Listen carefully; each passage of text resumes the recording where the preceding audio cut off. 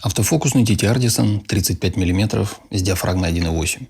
Компактный фикс для кроп-камер Sony, Fuji, Nikon. Идеально для улицы, портретов, повседневной съемки. Низкая дисторсия, минимальные аберрации, тихий автофокус и дистанция фокусировки всего 40 см. Цена $125. Звучит очень круто, но чудес не бывает. Привет. Это уже вторая обновленная версия объектива, в которой постарались учесть все пожелания владельцев первой версии. Конечно, в пределах разумного. Например, заменили железную, красивую и неудобную бленду на пластиковую, скучную и удобную. Но, кстати, есть вариант купить сразу с двумя блендами. Кажется, только для Fuji и в серебристой расцветке. Это будет не очень подробный обзор, потому что на самом деле все объективы TT Ardison плюс-минус одинаковые. У них нет деления на классы, как, например, у Sigma. Есть просто автофокус и мануальный. Поэтому очень рекомендую посмотреть мои видео про 56 и 75 мм. Этот такой же, но 35. На самом объективе нет ничего, кроме кольца фокусировки. Диафрагма переключается только с камеры. Полностью металлическая конструкция при весе всего 176 грамм. Он по-настоящему невесомый. Кольцо фокусировки металлическое и плавное. Резьба для фильтра 52 мм, что в принципе является стандартом. Обновление прошивки производится через порт USB-C на задней крышке, что тоже довольно стандартно. Причем на него уже успели выпустить одно обновление.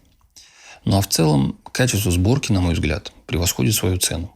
Выглядит в стиле всех остальных стекол TT Ardison. Автофокус для фотосъемки нормальный, поддерживает распознавание глаз. Не супер быстрый. Иногда есть какие-то задержки или дергания перед фиксацией, особенно если низкий контраст.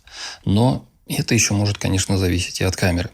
А вот при видеосъемке есть очень сильно выраженный эффект дыхания. Так что если планируете на него снимать именно видео, то надо иметь это в виду и как-то выстраивать кадр, чтобы это не сильно мешало. Как я и говорил, по качеству изображения я не скажу, что он чем-то отличается от 56 или 75.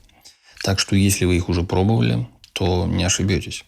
На мой личный вкус у TT Ardison есть свой характер, своя картинка. Очень даже приятная. Так же, как и само фокусное расстояние. Для меня это очень близко к идеальным 30 мм, о которых я совсем недавно рассказывал. Центр на 1.8 достаточно резкий, но к углам, конечно, резко снижается. Причем на самой короткой дистанции фокусировки резкость в целом немного хуже, чем при фокусировке на бесконечность. Размытие хорошее, но бокей это, мне кажется, немного из разряда вкусовщины. По краям могут быть проблемы, как и на всех бюджетных стеклах. Дисторсия хоть и есть, но с ней справится любой, кто умеет включать Lightroom.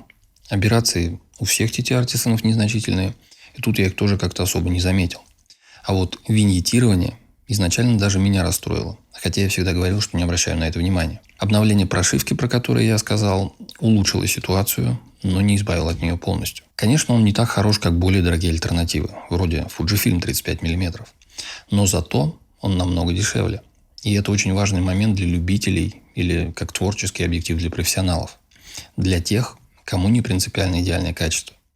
В последнее время, мне кажется, мы все немного устали от так называемой клинической резкости. Отсюда как раз и начался всплеск популярности мыльницы обработки под пленку. Бюджетные объективы как раз и дают возможность получить чуть более живые, не всегда идеальные и мягкие изображения. Ссылку на этот объектив оставлю в описании. Ссылки на свои соцсети тоже. Лайк, подписка, колокольчик. Увидимся в следующем видео. Пока.